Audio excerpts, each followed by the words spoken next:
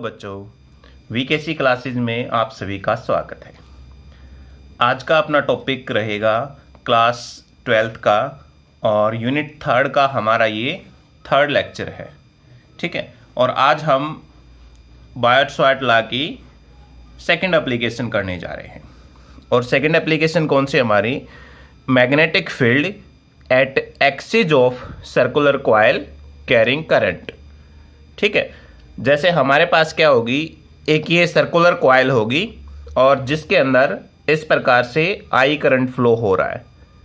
ठीक है, जिसका रेडियस है वो ए रेडियस है, ये हमने मान लिया। यहाँ से यहाँ तक इसका रेडियस है वो क्या है, ए रेडियस है।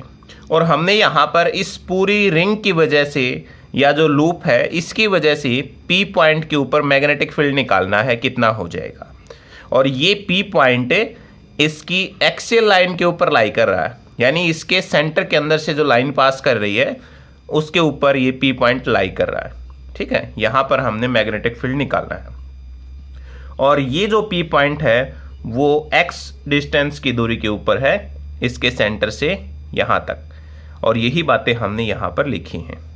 ठीक है, तो अब देखो, जैसे हमने बायोट लॉ में किया था कि कोई भी जैसे कंडक्टर लिया था हमने, ठीक है, और उस कंडक्टर को हमने क्या माना था कि छोटे छोटे एलिमेंट के अंदर डिवाइडेड है। उसी प्रकार से ये जो रिंग है वो भी छोटे छोटे एलिमेंट के अंदर डिवाइडेड है।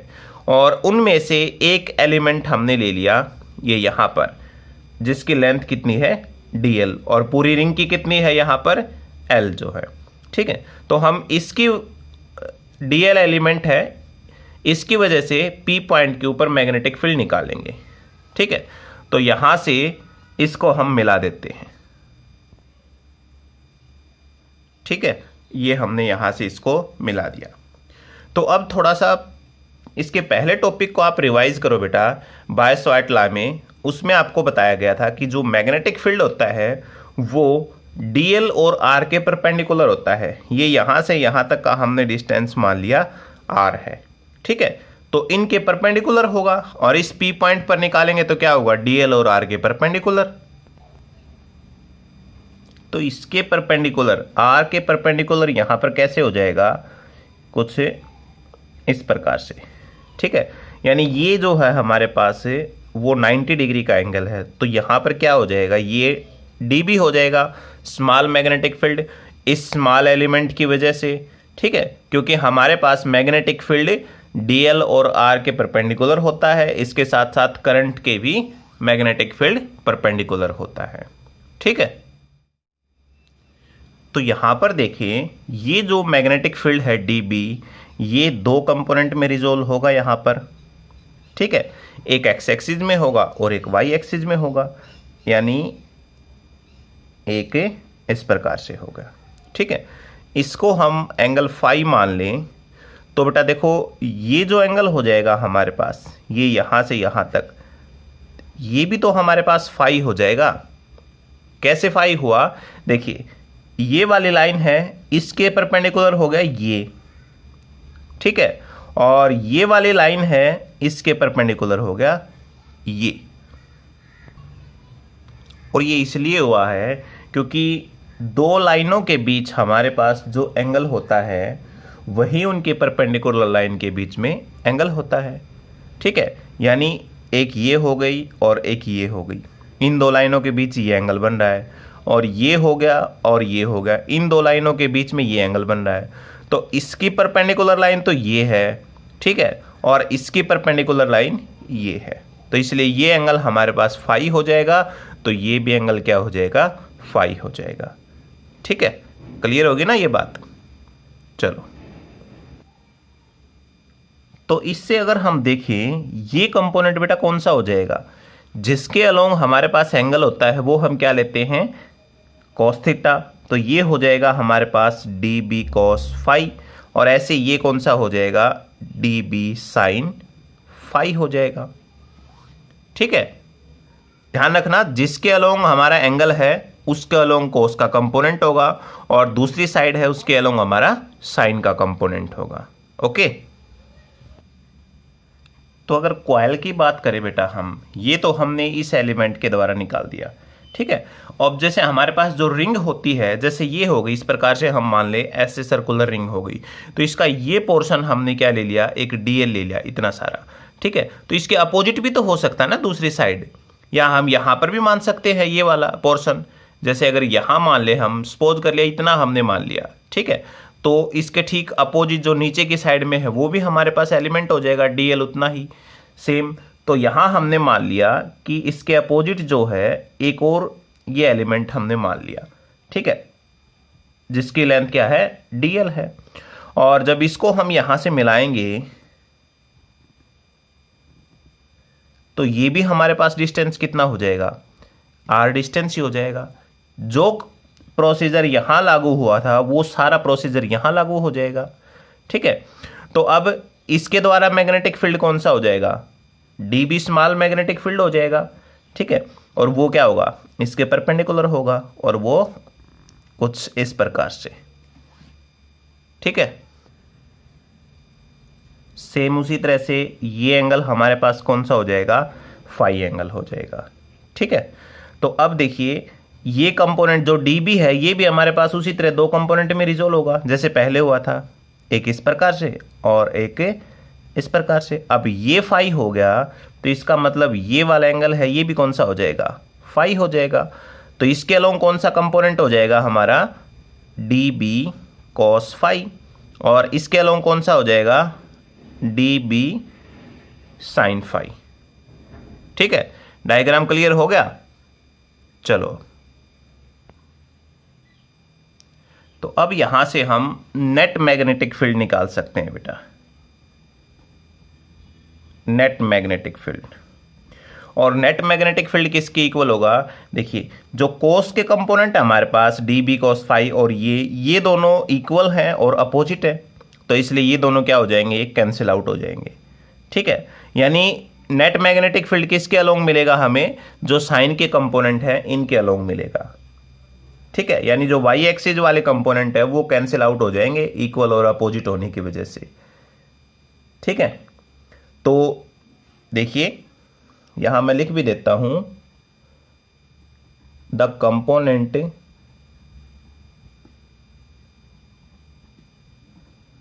अलोंग वाई एक्सिस, कौन कौन से हैं वाई एक्सिस में, that is D B cos phi, ठीक है,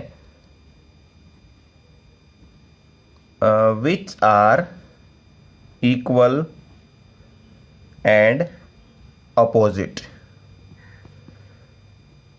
direction, are cancelled and the component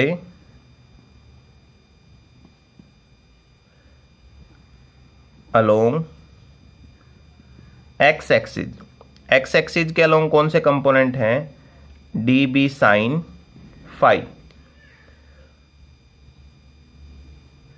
which are acting in same direction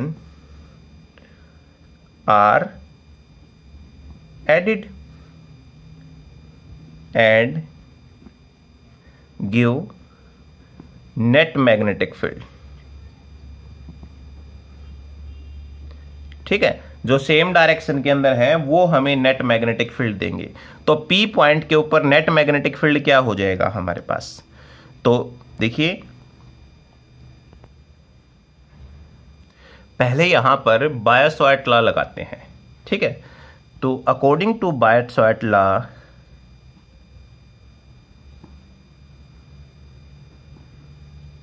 small magnetic field अगर कैलकुलेट करें हम तो किसके इक्वल हो जाएगा, mu naught upon 4 pi I dot D L divide by R square sine theta, ठीक है। अब कंफ्यूजन यहां हो जाता है बच्चों को कि थीटा तो इसके अंदर है ही नहीं, यहां तो हमने फाई ले रखा है, क्या ये और ये दोनों एंगल सेम है, यहां देखें तो नहीं बेटा, यहां फाई है और हम बात कर रहे हैं थीटा की। थीटा क्या होता है, थीटा आपको बताया था, theta is angle between D L and R. ठीक है, डीएल और आर के बीच का एंगल है बेटा, और डीएल हमने क्या ले रखा है, ये ले रखा है। जैसे मान ले हम इस प्रकार से, ये डीएल हो गया, ठीक है, और ये हो गया आर, क्योंकि डीएल और जो आर है वो क्या होते हैं, परपेंडिकुलर हो एक दूसरे के। तो ये डीएल हो गया और ये आर हो गया, तो ये एंगल देखो इनके बीच में, ये एंगल कितना है, 90 डिग्री। इस आर को चाहे आप ऐसे कर लो, चाहे यहां कर लो, चाहे नीचे कर लो, चाहे यहां इस साइड कर लो, हर बार एंगल कितना होगा, 90 डिग्री। आप ए के साथ एंगल नहीं देखना है, ये ए के साथ तो 90 डिग्री नहीं है, लेकिन हम देख रहे हैं डीएल के साथ। ठीक है, इस डीएल को हमने ऐसे मान लिया, और आर जो है इसके परपेंडिकुलर है, चाहे वो ऐसे हो, चाहे यहां हो, किसी पॉइंट के ऊपर हो, ऐसे ऐसे ऐसे, यहां पर एंगल क्या होगा, हर बार 90 डिग्री होगा। ठीक है, तो इस पता लग गया ना कि जो थीटा है वो क्या है, थीटा एंगल है डीएल और आर के बीच में। तो यहां पर थीटा हमारे पास कितना हो जाएगा, 90 डिग्री हो जाएगा। ठीक है, अब अगर थीटा 90 है तो साइन 90 किसके इक्वल होता है, 1 के इक्वल होता है। तो यहां पर स्मॉल मैग्नेटिक फील्ड किसके इक्वल हो गया, mu naught upon 4 pi I dot DL divide by R square हो जाएगा। ये हमारे पास से स्मॉल मैग्नेटिक फील्ड निकला है। तो अब अगर बेटा टोटल मैग्नेटिक फील्ड निकालें तो किसके इक्वल हो जाएगा, जो हमारे साइन कंपोनेंट है वो ऐड हो जाएंगे। ठीक है, यानी डी बी साइन फाई और डी बी साइन फाई दोनों ऐड हो जाएंगे। लेकिन हमने तो सिर्फ 2 डीएल का थोड़ी ना निकालना है, हमने क्या निकालना है, हमने ये जो कंपोनेंट हैं पूरी रिंग जिन कंपोनेंट में डिवाइडेड है, ऐसे छोटे छोटे छोटे छोटे कई सारे कंपोनेंट हैं। ठीक है, ये हम मान के चले थे हर एक जो डीएल एलिमेंट होगा उसका magnetic field D B sine phi आएगा यहाँ पर। तो हम क्या करेंगे, सबको ऐड कर देंगे। अब कई सारे ऐड अगर हमने करने तो क्या करते हैं, हम इंटीग्रेशन करते हैं। ठीक है, और इंटीग्रेशन करने के लिए क्या कर दिया, जितने भी हमारे पास साइन कंपोनेंट उनको ऐड कर देंगे, यानी डी बी साइन फाई इनको ऐड कर देंगे हम। और लिमिट कहाँ से हो जाएगी, 0 से 2 पाई ए। ठीक है, क्योंकि हमने इसका रेडियस क्या ले रखा है, ए रेडियस ले रखा है। तो कितना हो जाएगा, पूरी लेंथ का, और पूरी लेंथ कितनी है आपकी यहाँ पर, इस जितनी इसकी सरकमफेरेंस हो जाएगी, दैट इज 2 पाई ए हो जाएगी। अब देखो डीबी की वैल्यू है हमारे पास, ये रही। साइन फाई की वैल्यू कैलकुलेट कर लेते हैं। तो अगर साइन फाई की वैल्यू हम कैलकुलेट करें तो ये एक राइट एंगल ट्रायंगल है POC। इस ट्रायंगल के अंदर साइन फाई अगर निकाले तो किसके इक्वल हो जाएगा, परपेंडिकुलर अपॉन हाइपोटेनियस। और परपेंडिकुलर कौन सा है, थीटा के सामने वाला परपेंडिकुलर। ये एंगल हो, यानी ये होगी साइड आपके पास A, और डिवाइड बाई हाइपोटेनियस हो गया R। ठीक है, अब ये वैल्यू और ये वैल्यू हम इक्वेशन इसमें पुट कर देते हैं। देखो इसको मान लो फर्स्ट, इसको मान लो सेकंड, इसको मान लो थर्ड। तो क्या करना आपने, put value of equation first and third in equation second. तो किसके इक्वल हो जाएगा, b इज इक्वल टू 0 से 2 पाई ए। डी बी की वैल्यू हो गई mu not I dot D L divide by 4 pi R square, और इसकी वैल्यू हो जाएगी a बाई आर के बराबर हो जाएगी। ठीक है, तो अब इसको हम क्या लिख सकते हैं, b इज इक्वल टू 0 से 2 pi A mu not I dot D L divide by 4 pi R cube, और इनटू में a हो जाएगा। अब जो जो कांस्टेंट है उसको बाहर ले लेते हैं। क्या क्या कांस्टेंट है, सिर्फ dl को छोड़कर बाकी सारी टर्म कांस्टेंट है। तो b is equal to mu not I A divide by 4 pi R cube 0 से 2 पाई ए, और ये हो जाएगा dl। अब dl क्या है, dl सरकमफेरेंस, यानी dl का क्या हो जाएगा, l हो जाएगा। b is equal to mu not I A divide by 4 pi R cube, और ये हो जाएगा l, और 0 से 2 पाई ए। तो upper limit minus lower limit, that is b is equal to mu not I A into में इसकी जगह एक बार क्या हो जाएगा, upper limit, that is 2 pi A, और यहाँ क्या हो जाएगा 4 पाई आर क्यूब हो जाएगा। ठीक है, तो ये किसके इक्वल हो जाएगा, b is equal to mu naught I 2 pi A square divide by 4 pi R cube. तो देखो यहाँ पर अब सर्कल हो गया, सर्कल का एरिया अगर निकालते हैं तो क्या होता है हमारे पास पाई आर स्क्वेयर, और आई आर हमने क्या ले रखा है, ए ले रखा है, तो क्या हो जाएगा आपके पास ये पाई ए स्क्वेयर, इसको हम लिख सकते हैं एरिया। तो ये क्या हो जाएगा, b is equal to mu naught 2 mu naught I A divide by 4 pi R cube. ठीक है, और यदि मान लें कि हमारे पास n लूप्स हो, ठीक है, 4 n लूप्स या n नंबर ऑफ टर्न्स मान लें, तो क्या करेंगे, n से मल्टीप्लाई करवा देंगे, जैसा हमने पिछले एप्लीकेशन में निकाला था। तो क्या हो जाएगा, n यानी 2 mu naught I A divide by 4 pi R cube हो जाएगा। ये हमारे पास जब n नंबर ऑफ टर्न्स होंगी तो उसके लिए मैग्नेटिक फील्ड का फार्मूला हो जाएगा। ठीक है, अब अगर इस फार्मूले को थोड़ा सा हम रीअरेंज कर दें और जो एन आई ए है इसको इकट्ठा लिख दें, यानी देखो बेटा हमारे पास जो होता है एन आई ए ये एम के इक्वल होता है। एम जो होता है मैग्नेटिक डायपोल मोमेंट। ठीक है, तो इसको हम कैपिटल एम लिख सकते हैं।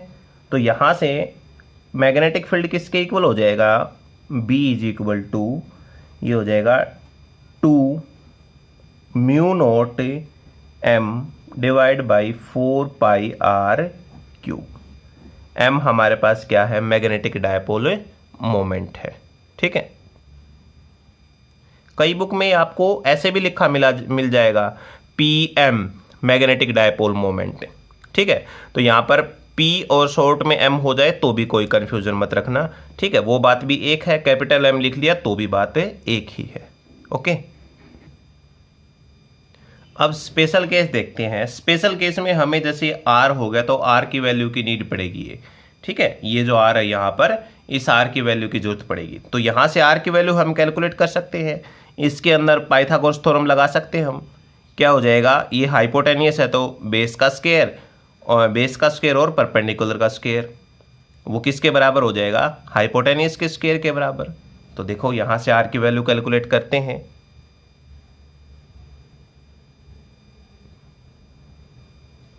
तो ये निकाले हम हाइपोटेनियस यहाँ से पाइथागोरस थ्योरम अप्लाई करके, तो किसके इक्वल हो जाएगा, हाइपोटेनियस का से इज इक्वल टू बेस का स्क्वायर प्लस परपेंडिकुलर का स्क्वायर हो जाएगा। ठीक है, और हाइपोटेनियस किसके बराबर है, आर स्क्वायर के बराबर। बेस कितना ले रखा हमने, ए जो एक्स है वो ले रखा है, एक्स का स्क्वायर, और परपेंडिकुलर क्या है, ए का स्क्वायर। हमने तो आर की वैल्यू चाहिए, तो क्या हो जाएगा, under root X square plus A square हो जाएगा। ठीक है, ये हमारे पास 3 वैल्यू मैग्नेटिक फील्ड की हमने निकाल ली थी यहाँ पर। ठीक है, तो इसको हम कैसे लिख सकते हैं, R is equal to X square plus A square, इसकी पावर 1/2 लिख सकते हैं। ठीक है, और इस इक्वेशन से पहले हमारे पास एक इक्वेशन थी B इज इक्वल टू 2 यानी mu not I 2 pi A square divide by 4 pi R cube, ये थी हमारे पास। ठीक है, ये आर की वैल्यू हम इस इक्वेशन में पुट कर देते हैं, ये आपको अलग से लिखने की जरूरत नहीं है, आप वहीं पर इक्वेशन नंबर डाल के कर सकते हैं, कोई दिक्कत नहीं है। तो यहाँ से अगर वैल्यू पुट करें, ये तो अलग पेज हो गया था इसलिए मैंने यहाँ लिखी है ताकि आपको पता लग जाए। सो B इज इक्वल टू ये हो गया 2 pi mu naught I A square divide by 4 पाई, और ये हो जाएगा R की जगह ये पुट करना हमने, यानी x square plus A square, और 1/2 ये है और 3, यानी बेस सेम है तो पावर ऐड हो जाएंगी, तो कितना हो जाएगा 3/2 हो जाएगा। ठीक है, अब बात करते हैं बेटा कि जब हमारे पास P पॉइंट है वो बहुत क्लोज लाई कर रहा हो। देखिए यहाँ पर अगर देखें, जब ये P पॉइंट है O पॉइंट के बहुत नज़दीक लाई कर रहा हो, यानी ये कुछ यहाँ पर लाई कर रहा हो और नज़दीक बिल्कुल सेंटर के पास ही, तो इसका मतलब x डिस्टेंस कितना हो जाएगा, x 0 हो जाएगा। ठीक है, तो देखिए when P lies very close to centre O, तो उस टाइम x क्या हो जाएगा, 0 हो जाएगा। Then x is equal to 0, तो x 0 हो जाएगा, तो ये इक्वेशन किसके इक्वल हो जाएगी, p is equal to 2 pi mu naught I A square divide by 4 pi, ये 0 हो गया, ये बच गया a स्केयर और इसकी पावर 3/2 और ये इससे कैंसिल आउट हो गया, यानी किसके इक्वल आ जाएगा, 2 pi mu naught I A square divide by 4 pi A cube हो जाएगा। आगे बात समझ में। अब जो कटता है उसको काट दो, पाई से पाई कैंसिल आउट हो गया। ठीक है, ये कैंसिल आउट हो गया, 2 हो गया, और ए स्केयर से ये कैंसिल आउट, क्या बच गया, सिर्फ ए बच गया। तो b इज इक्वल टू किसके इक्वल हो गया, mu naught I divide by 2a। ये मैग्नेटिक फील्ड हो गया इसके सेंटर के ऊपर। तो देखिए जब हमने पहला टॉपिक किया था magnetic field at the centre of circular coil, तो वो भी तो हमारे पास यही था, mu naught I divide by 2a। अब a की जगह वहां पर क्या था, r, क्योंकि r हमने रेडियस वहां पर ले रखा था। अब यहां पर रेडियस हमने क्या लिया है, a लिया है, तो क्या हो जाएगा, a हो जाएगा। ठीक है, तो इससे क्या प्रूव होता है बेटा कि जो हमने रिजल्ट निकाल दिया, जब P पॉइंट हमारा बिल्कुल सेंटर के पास लाई कर रहा हो, यानी x हमारा बिल्कुल 0 ही हो जाए, तो ये आ गया हमारे पास। इससे ये प्रूव होता है कि जो हमने मैग्नेटिक फील्ड की ये वैल्यूज़ निकाली हैं वो हमारे पास बिल्कुल सही है। ठीक है, क्योंकि हमने स्पेशल केस लगा के देख लिया कि अगर पॉसिबिलिटी ये हो जाए तो हमारे पास मैग्नेटिक फील्ड क्या हो जाएगा, तो वो हमारे पास मैग्नेटिक फील्ड है वो ये आ चुका है। ठीक है, तो इससे क्या प्रूव हो गया कि हमारा जो रिजल्ट आया वो बिल्कुल सही है।